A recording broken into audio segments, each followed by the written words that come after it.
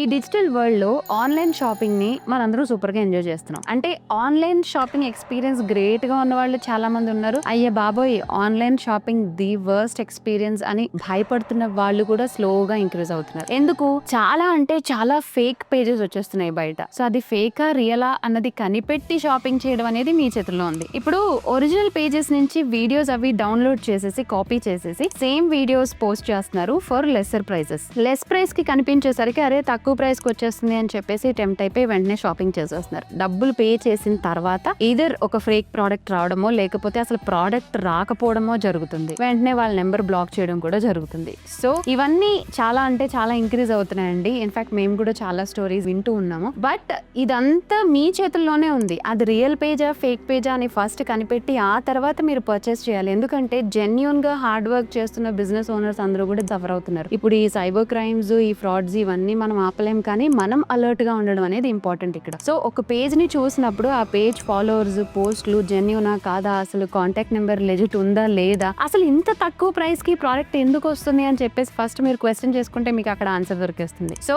Fake pages ఎక్కువ వచ్చేస్తున్నాయి కాబట్టి ఫస్ట్ మీరు కొనేసి ఆ తర్వాత బాధపడటం కాకుండా కొనే ముందే ఒకసారి ఆలోచించుకోండి. ఫేక్ పేజెస్ ని రిపోర్ట్ చేయండి. జెన్యూన్ గా హార్డ్ వర్క్ చేస్తున్న పేజెస్ కి సపోర్ట్ చేయండి. వివేకంతో ఆలోచించండి.